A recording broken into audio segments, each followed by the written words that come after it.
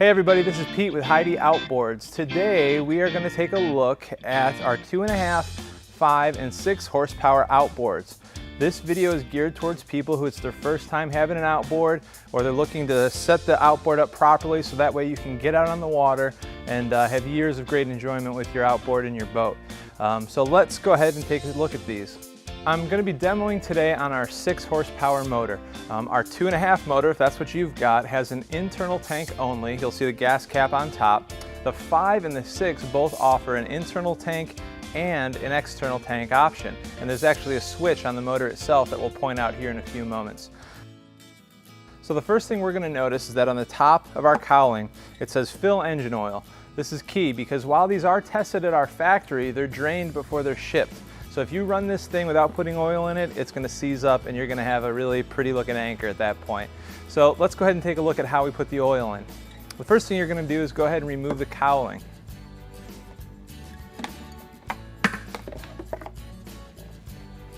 Once you remove the cowling, you can start to explore the different components of the engine that are under the hood. You've got your internal gas tank, your gas cap and vent. You've got your manual pull start mechanism. As we explore this way, you'll see your fuel filter, you'll see a manual pump for primer, and you'll see your shifter. This is forward, neutral, and reverse on the 6 horsepower motor. As we explore around this way more, you'll see your carburetor, and as we continue around, you're actually going to see a big yellow cap. This is your oil cap, and it also doubles as your dipstick. So what you're going to do is remove that and place it to the side, and we're going to get our oil in a funnel and start to fill it up. Okay, now I've got my clean funnel, which I'm going to go ahead and insert into the oil reservoir. And in my other hand, I've got just some conventional 10W30 motor oil. Now, on the 5 and the 6, you're going to be putting in just over a half quart of motor oil to get this thing right in the middle range. On the 2.5, you're going to be looking at closer to 1/3 of a quart. Go ahead and reference the manual. That'll tell you the correct amount of motor oil to put in. When you do that, you have your funnel in, you have your oil, you go ahead and pour some in. Once we put in the approximate amount of oil, we want to go ahead and remove the funnel, and we're going to go ahead and test the level to make sure that we're lining up properly with our oil level on the dipstick. Another thing you'll always want to have around is a nice roll of paper towels or a shop rag, because these will drip all over your clothes, all over the floor. So the way I'm going to test my level to make sure my oil level is correct is to reinsert the dipstick, screw it all the way back in via the oil cap. And on here, there's actually 2 raised lines. Your goal is to get the oil level right between those 2 raised lines. That's going to be in the optimal oil level for optimal functionality. So let's go ahead and give it a shot. Go ahead and put this in, twist it back around until it starts to snug up on us. Then we go ahead and bring it back out. And as we take a look at this, you can see we have the exact perfect amount of oil in there. So now we're ready to move on to the next step.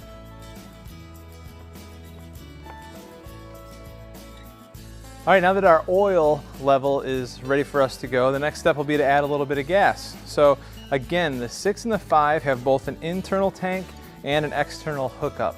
On the cap, there's actually 2 places that unscrew, and you might be wondering why. Well, this one opens up the gas tank to allow you to pour gas in, and this one on the top is actually a vent.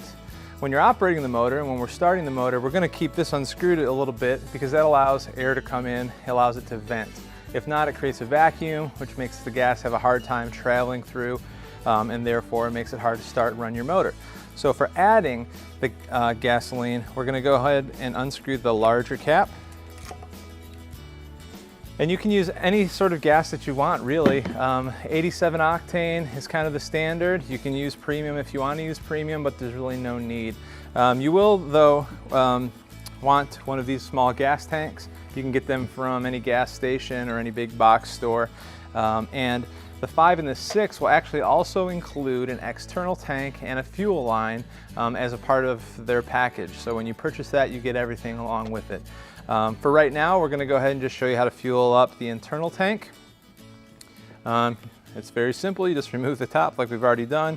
You make sure you have fuel in your container. This has a little safety right here. So you go ahead and flip it. You push it down a bit, and then you can hear the fuel filling. And that's it. So because these are sort of translucent, you can see the fuel level in the tank, so you can kind of have an indication of when to stop. You can go ahead and look into the tank. That can give you a visualization of when it's got enough gas in it to go ahead and run it. When you're done, you're going to go ahead and cap it. And as long as you're not planning on running it, if this is going to be transported or on the back of a trailer or your boat, then you're going to go ahead and seal the vent as well. That will keep any air from getting into it or any moisture while you're traveling.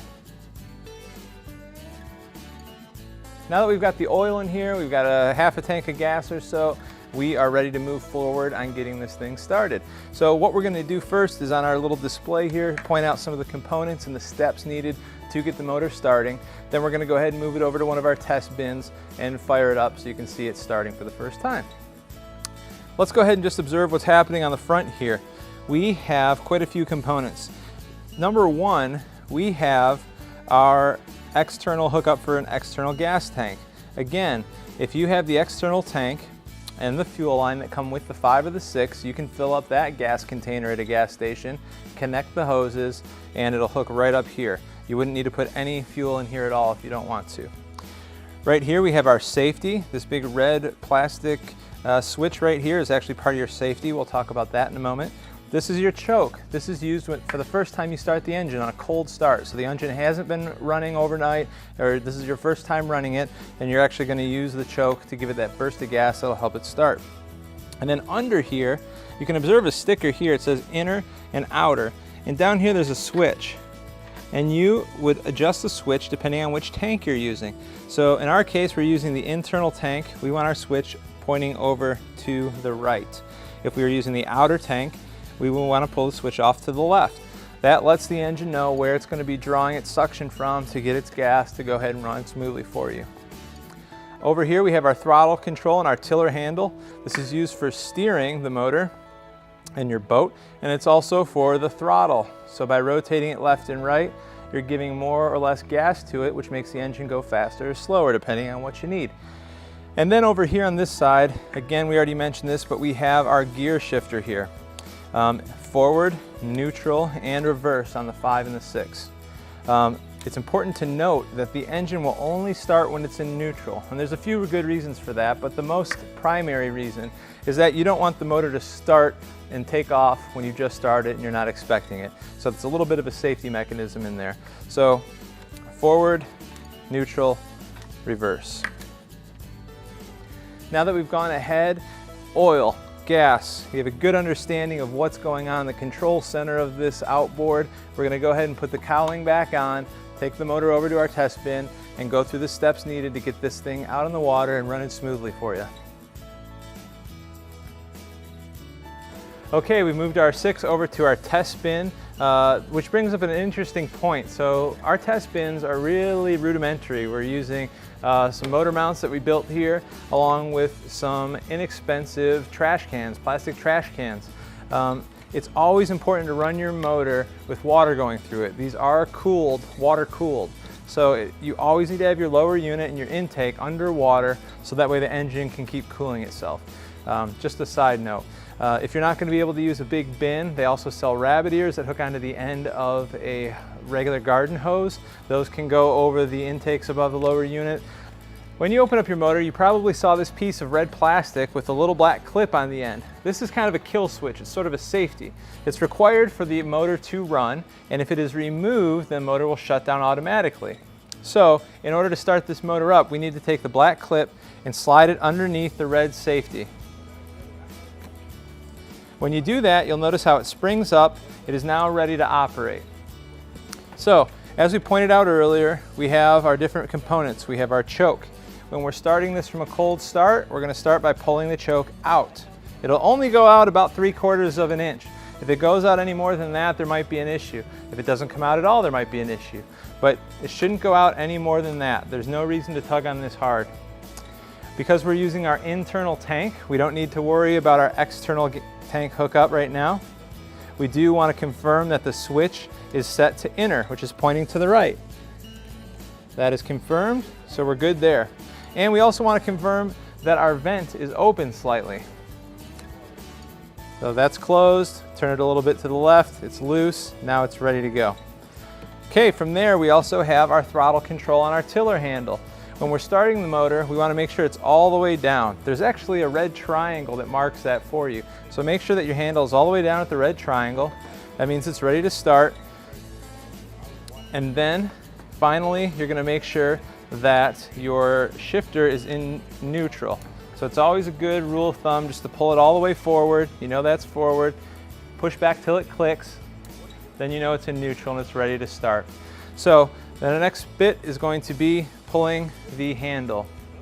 And what we're going to do is we're going to pull this out. We don't have to yank on it really, really hard. We just need to give it a couple of pulls. The first try normally takes a couple of pulls. That's fine. And once this starts running on its own, and we can test throttle a little bit with our handle, you're going to go ahead and push that choke back in. When you're operating the motor normally, like when you're ready to take off and go start exploring, you're going to want to make sure that choke is in. So we only use the choke during a cold start and just until we get the motor running. So here we go. Our safety is in, our choke is out, we're in neutral. Our throttle control is lining up with the red triangle, and I'm going to give it a nice tug on the manual pull start. And it started. Because it's running, I'm going to go ahead and push the choke in now. Now one thing you're noticing here is because it's the first time we're starting this motor up, you get a little bit of smoke, and that's okay. It's getting going, it's getting warmed up. At this point it's idling nicely. The throttle is all the way down, still at the red triangle. If I turn it to the right a little bit, you can hear the motor rev up, that's fine. I can go ahead and let this sit here. It's now idling nicely. Remember our safety cable? If we go ahead and give this a tug and pull it out, the motor comes back to a dead stop. So that's kind of the cycle. Now that our motor's already been running for a moment or two, we can start it back up the same way. You can put this back in, and we probably don't even need the choke this time. Let's try. Keep our triangle lined up, pull it again, and it starts right up.